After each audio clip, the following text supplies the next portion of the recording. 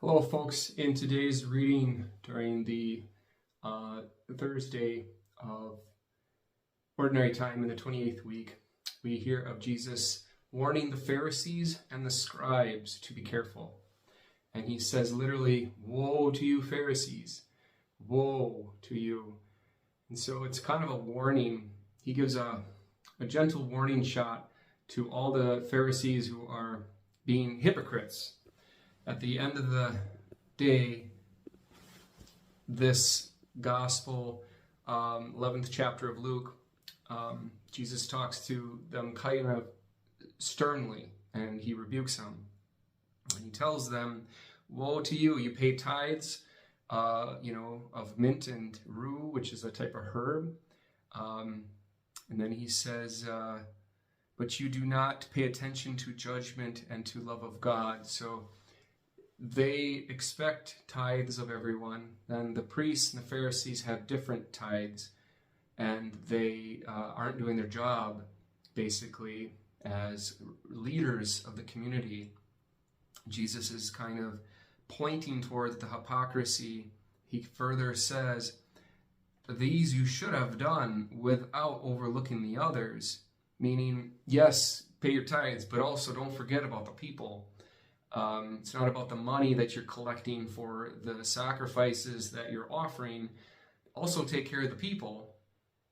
And then halfway, the scribes go, they probably sheepishly raise their hand and they say, "Lord," they say, "Teacher, by saying this, you're also insulting us too." They literally say that verbatim. And Jesus replies to them, "Woe to you as well." He says,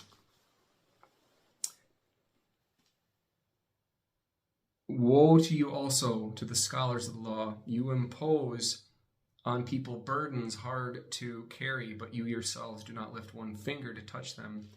Jesus is referring to the other 630 laws that the scholars and the Pharisees developed over hundreds and hundreds of years that they imposed on people outside of the Decalogue, which is the Ten Commandments, and Leviticus and the book of Leviticus, which has most of the laws that Moses gave them, the extra, instructions and laws and teachings.